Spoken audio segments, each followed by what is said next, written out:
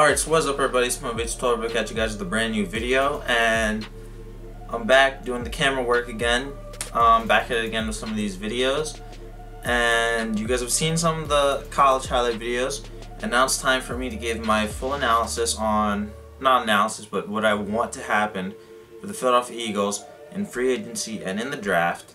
I'm going to list out some names, starting off with free agency. I know we're not going to get every single one of these guys, but if we can get a couple of them, I think we'll be in good shape. For the draft portion of this video, I'm only going to be listing the first 3 rounds because I don't know every single college football prospect out there. So, first 3 rounds of the draft, free agency. Let's get into it. First person I want the Eagles to target is Kelechi Osemele.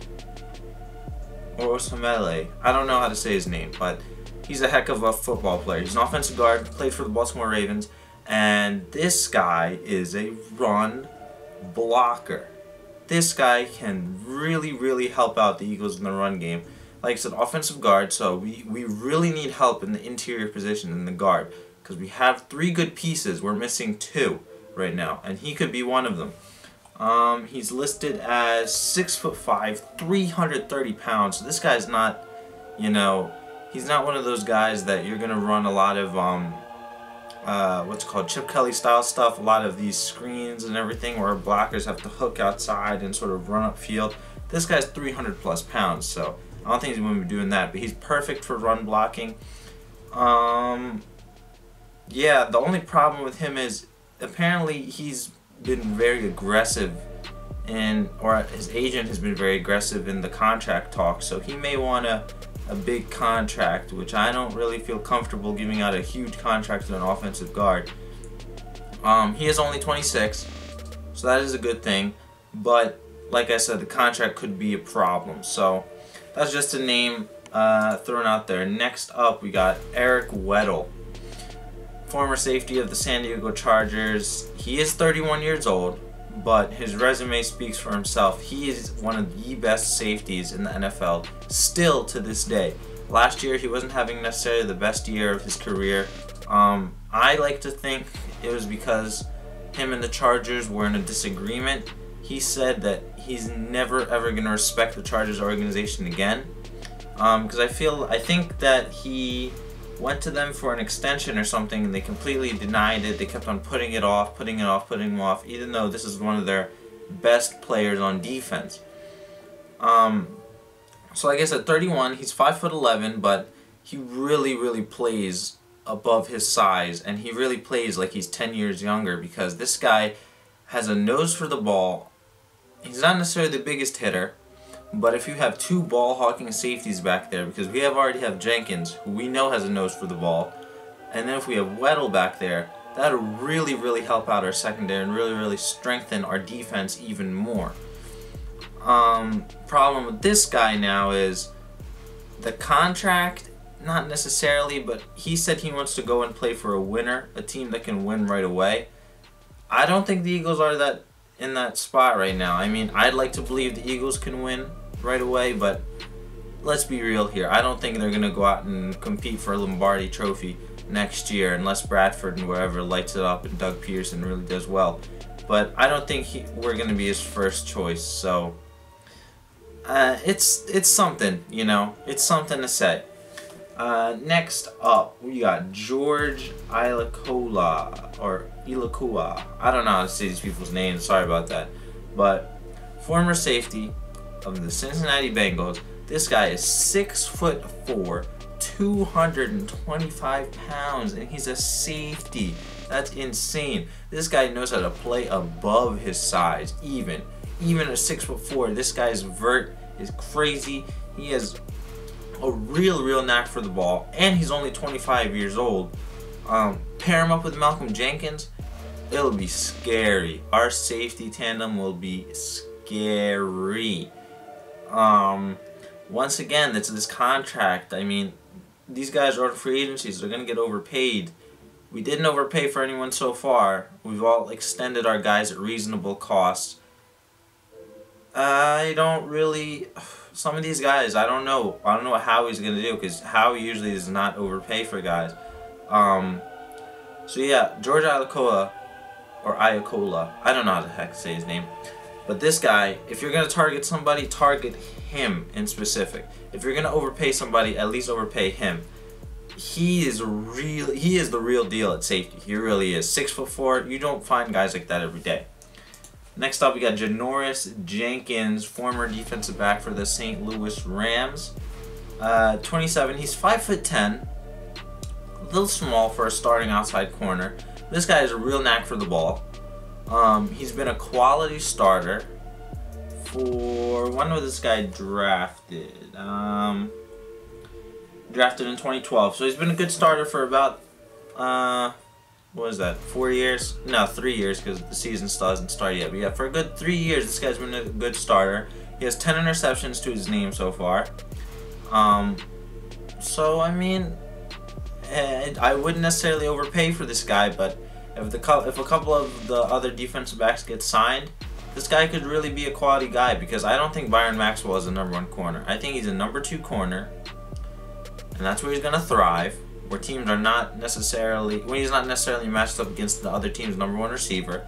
So if we get this guy, put him in #1, Maxwell #2, at least 2 quality starting guys, and if we get one of those safeties, Weddle or Iloka in the back with Jenkins, that'll be a pretty good secondary, and paired with our front 7 and Jim Schwartz's attacking style, that's a pretty scary defense.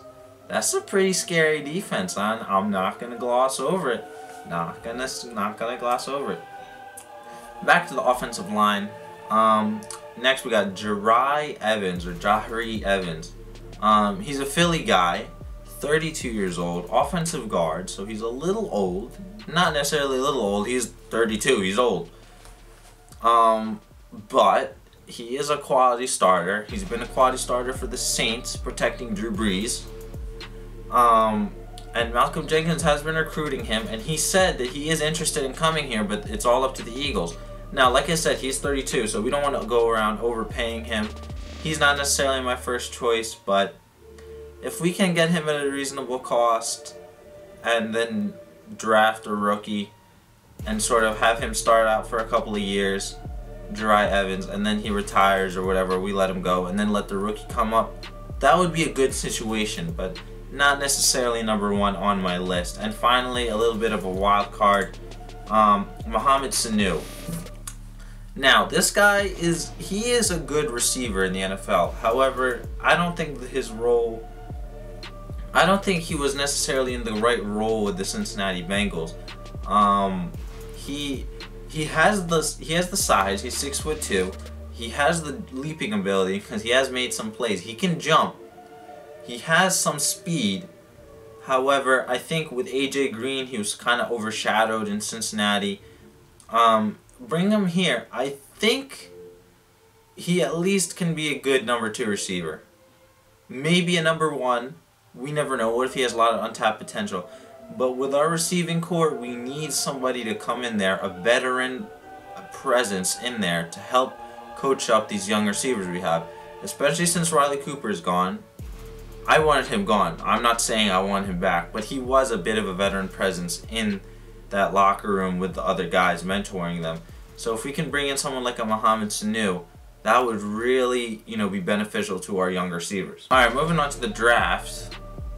Now, Eagles have the first round 13th pick, and I say that we go with Jack Conklin. I'm playing tape of him right now in the background, and as you guys can see, this guy is a real beast on the offensive line.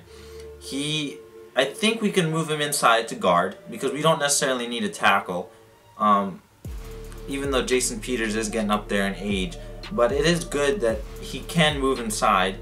And as you guys can see, all the pancake blocks, this guy really is a good run and pass blocker. He can do it both, and he doesn't give up on the play. I think he's a really solid guy to draft at 13 because we already have our quarterback, at least for the next couple of years, with Bradford. So now is the time to sort of shore up our offensive line so that we can keep Bradford upright and healthy. So this guy would not be a bad choice at all, Jack Conklin. So with the 3rd round pick, because we don't have a 2nd round pick, I say we go quarterback. I say we go Connor Cook, Michigan State again. Now, this guy is not necessarily pro-ready day one, and he doesn't have to be. That's why I see him going down to the 3rd round. He played okay at the Combine, and as you guys can see, he can make the throws. However, I don't think he's pro-ready day one. I think that if we have him sit behind Bradford, that after those, if Bradford doesn't necessarily light it up, if he doesn't, he's not necessarily the franchise quarterback of the future. Having Connor Cook sit for a while and, you know, observe the NFL atmosphere, learn the game, the NFL game, I think this guy can develop into a really, really good NFL starting quarterback. Potential franchise quarterback here. So, like I said, we can bring him in as our backup, cut Mark Sanchez, because we do not want that piece of trash in Philly. If we can get Connor Cook in the 3rd round, that would be a steal for me, because he can be a potential franchise quarterback. He really can be. I can see it. But he needs to sit for a while behind Bradford so he can learn the game and so he can develop. Kind of like Aaron Rodgers did sitting behind Brett Favre. Alright guys, so my bad. My camera cut out right after I said that part about Connor Cook. I just realized that when I was editing this video, so my bad, my camera cut out, so I'll just do it like this.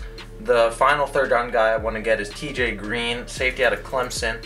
Now, when I was doing this whole draft thing, I was doing it in the assumption that we get none of the guys I mentioned in free agency. So, say safety is still a need for us. So, if it's still a need for us, I said we go with TJ Green, safety out of Clemson. As you guys can see in the tape, he's a really hard hitter, and he has a knack for the ball. So, he's sort of a mix between both worlds. He's the best of both worlds right there. Walter Thurman, the knock on him was that he couldn't necessarily deliver the big hits or help out the line of scrimmage. This guy can solve that. So if you have Malcolm Jenkins and TJ Green back there, I think it'll really, really help our secondary, especially on the back end, and we'll have a pretty scary defense. Sorry again about this, how it was sort of transitioned all weird. So yeah, that's the end of the video basically. Like, rate, comment, subscribe. Tell me what's your guys' mock draft and your free agency predictions and crap down below. Don't forget to check out Eagles Fan for Life 98 on YouTube. Makes some great videos. Also has Eagles reaction videos. Mohamed 12. I'm out. Peace.